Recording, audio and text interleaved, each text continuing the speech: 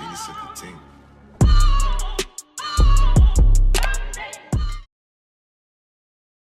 All right, ladies and gentlemen, welcome back. We got another chart talk coming at you. It is Monday, March 4th. Market just closed. S&P 500 closed a few ticks off all-time highs once again. SMCI, the stock of the year, made another run once it joined the S&P 500. We're still seeing that great action in semiconductors. And today what we saw is things broaden out a bit. So we're starting to see it be a little bit more of a selective market, but at the same time, we're seeing small caps and things like that gain more traction. So all year we've heard, the market rally haters. All year we've heard, oh, it's just a magnificent seven. It's just blah, blah, blah, blah, blah. Now we're seeing Apple and Google get absolutely crushed, and the QQQ closed down 0.36%, with Apple closing down 2.5% and Google closing down 3%. So you see these things. To that narrative, the whole market should be selling off, right? Because those are the only names that are going. It's just not the case. Not the case. We're seeing a broad market rally. Things are moving really, really well. The last thing you want to do is over anticipate this market stopping and just blindly getting out of trades and things like that, because we're seeing winners just run and run and run. We haven't seen the market like this feisty in years. This is reminding me of like 2014, 15, when we had that like 28% year or whatever it was, where we just kind of 45-degree angled up the market the entire year. Until we see something change, there's no reason to change the status quo of your trading. It's kind of making me nuts seeing people just like get short for no reason and just ruining, good gains, good trades and stuff just because you're psyching yourself out. I don't know. That's all I got on that. I'll jump in for a second. So yeah, you can go up some charts for market outlook. but yeah, so what's that? Amazing. What's the problem? Making so much money. So what I was trying to highlight this weekend in the newsletter, and I drew these lines these are the exact same lines here. So we saw similar action last year. We had that little, we had the market bottom, we had that, nice little rally, and it was, and I sat here and counted every candle, the weekly candle. It was 25 weeks that we stayed within this very clear breakout stage. And then when the obvious trend broke, we had a little bit of a correction, and then we are back in that same trend again. So for now, this is like the 19th week of this same trend that we've saw, back in 2023. So like you said, it's still, we're in that trend. We don't want to fight this trend. As long as we can continue to stay within this channel, we probably see new higher price action. Even from like on a scary standpoint, there's really no major headline to scare the market. The Fed and rate raising things kind of over. Inflation, no one really cares about. The 10-year, we're not even really tracking as closely anymore. Inflation's creeping. No, I know, but it's not. But yeah, I get it. It's not like this big. You think even when we were in. It's not 7%. Yeah, I mean, even thinking like when we were snowboarding last year in Salt Lake, in Lake Tahoe, where it was like the banking crisis. Like there was only these big news events that really gripped the market. Right now, there's nothing really there to really scare the market. And when you're at all-time highs, you typically tend to get positive news to continue that trend higher. Like you mentioned, small caps. Wait, real quick. It's funny though. It's funny you mentioned that now. Getting some perspective is like, we were so concerned about like 7-8% inflation. Now we're looking at PCE, whether it's like 0.2 or 0.3% month over month. And it's like, that's not that big of a deal, And that's all. It's even for like the average. I also look at more of like what the average investor is going to like hold on to. So like the inflation is a very easy topic. It's like PCE, you might follow it. I might follow it. The guys and girls in the chat might follow it, but the average person is not going to be that afraid if it's they're not going to do the research to really make those dramatic decisions, where for someone like you or I, we might be a little bit more in tune to it. But that's just, I'm looking more like the easy, scary story. And there really isn't one at the moment that's out there. But again, on the good side, again, small caps that we've been focusing on lately haven't done anything crazy, but again, they do tend to follow the mid caps, and mid caps have been on a very nice tear the last few weeks. So when the small caps kind of play some catch up to mid caps. Again, look at that. That's perfect example is like this. Mid caps closing an all-time high, right? Or 52-week highs, right? Breadth expanding, that's just the rotation to these mid cap stocks. It's not Apple and Google and all those names anymore. It's great to see. It's like the most positive thing we could see for the market. Yeah, no, I'm with you 100%. Again, the last week or two, I've been focusing on energy, but again, is not getting the love out of this break. And same with the small caps, had that little push like on Friday and kind of pull back in. So maybe we need another kind of pull in before we get the next push higher, but still keeping on some of the small cap names. I'll go over a couple of charts that I have been keeping a close eye on. Again, Marriott is not a small cap name, but on a chart we can go over nonetheless. Nice, bull flag forming up here through this 252. Again, probably going to shake out through this low probably tomorrow, given the close today. But again, I only care about when it turns back up this 252. Moving on to some small cap names, we have this NPO through this 160. Again, earnings out of the way. Actually, not the best, but again, we only want to buy through those highs. We have this PIPR, another small cap name. Again, closed pretty good today. Nice little flag here in front of this 194. It's a blue sky breakout, so it's all-time highs. We can see this level going back to 2021. So it's been 3 years since it's retested this area. So through this high, refer to as blue sky. So it looks good on that one. We got this PLD, real estate, REIT name. We can see this, base break here through this 138, 139-ish area. So nice little base that's been forming here for about a year and a half. We have this TRP, energy name. Again, we got this little flag, not little flag, but flag's been forming a few months now under this 40 level versus 39, about $1 risk here. And then we have this WD40, WDFC, nice little earnings wedge that's been forming. It's beginning very tight. We can see, I'll delete these little wedge lines out of here. You can see this horizontal resistance through 270. We can see the buyer supporting recently this 265. So you got about 2% risk here in this tight little consolidation in this little wedge in this name. The other names that I'm still in, this QRVO, big shouts to Chip for calling this one out last week through this 115. Raise this up today, just, a little kind of doji at highs, trying to protect some profits. And again, Exxon got out of this one, break even with some of the other members earning today, just not ready just yet. So definitely some small cap names setting up. And I'll pass it back to you, Shake, if you have any charts you want to go over. Go. Just give me 1 second. There we go.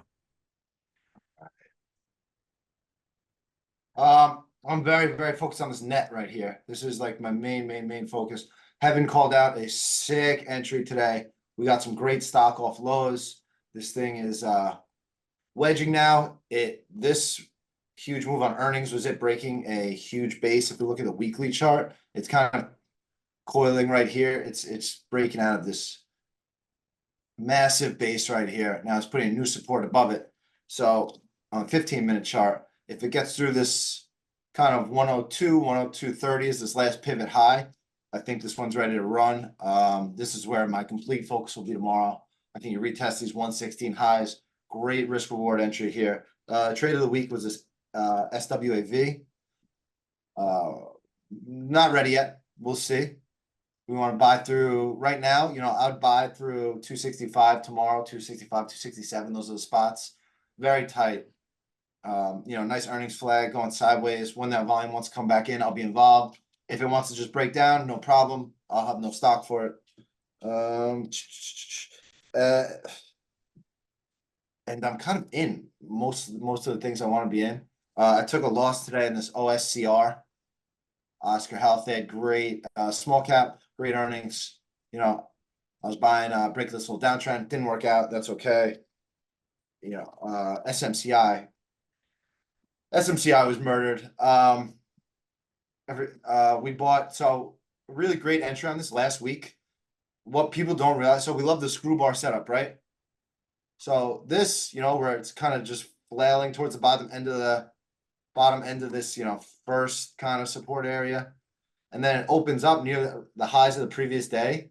That's where I got involved. I bought 847 versus 839, 8-point stop. And I was able to hold some into this move. I sold most into the close Friday. Brutal. I actually bought some today. We can talk about that trade actually. And you want to just, again, for someone who hasn't read the books and knows the screw bar setup, when you go over this trade, maybe just give a quick little. So screw bar, very simply, it's like if a name closes like it looks like it would be an entry for a short, for example, this is an upside screw bar. And then it opens near the high of that previous day. Everyone who got short the previous day is screwed. Very simple, screw bar. Mhm. So when it opens up near that high, you figure all those people who got short yesterday are going to cover their position, create some momentum, and that way, I was able to get into the stock where what was it, 847 versus 839. I sold some at 1140 today. I don't even know what the risk reward is on that, Bennett. Great. I actually, it was crazy though, because it closed so well and I had so much stock Friday. I was going to hold a 300 share core position and literally like as 3:59 and 50 seconds, I marketed out of 200 shares. Mhm. And then 1 minute later, the news comes in, it's up 100 points. It's like, Oh God. but that whatever, that's trading. I'm Yeah. not going to hold that over the weekend. I wasn't too upset with it. I was ready to, and I actually bought some more today. I'll show you how I traded this thing. So if you looked in pre-market, 1018 was holding. So I want to see that area hold. Once 1021 and 1020 held, that kind of gave me a clue. It's like, okay, this probably has some upside momentum if it can make it move through highs. So I had 100 and I added 300 more through these highs, stop at lows, runs 30 points. I get out of 100. It kind of makes a new high, get out of 100 more again, and it comes down and you can't see VWAP. Let me see one second.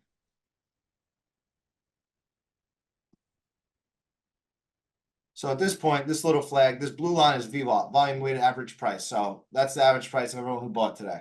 So I see that VWAP is holding. I add back that 100 shares right here. And then I get out of that one for, whatever that is, 30, 40 points. And then at the end of the day, I just got completely out of the trade. They're in a big conference tomorrow. I made my money and I don't need to, hope for, upside continuation. It's been Mhm. such a sick winter. It was kind of that time where I was like, okay, it's a little too crazy. I don't want to put myself in harm's way trading. Other than that, very focused on that net. I had a few things that didn't work out. This lift got a really nice gap up. I hope some guys held this from last week. I know people were buying this day. We bought this day. It got me out. I know people still bought some back, so I hope they're sticking with it. Now on the weekly chart, it looks like it's ready to go. Mhm. Other than that, really focus on net and yeah, net. We got. I don't know if you're selling hood or cart, but those are both. I still got some of both those. They're. Oh, I still got. Yeah, I'm just raising stops. I'm not even focused on them. They're just, this is the type of shit. It's like, how can you hate on this market? Look at this cart. Look at this. This is the 5-day moving average. This is the 5-day. I just started using this 5-day moving average this year because it's like just extreme momentum, and we really haven't seen it needed since this year. Mhm. So this one's just riding that 5-day up. If it breaks that 32, I'm out. This HIMS was such a sick winner to me. And because I'm using the 5-day moving average, this will let me buy it. I just bought an opening range breakout for this one today, and like these are the type of setups.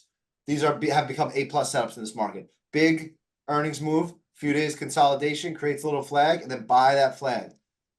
I bought 1353 with a stop at 1324. So it's like 30 cents risk. And I'm up $1.20 in the trade.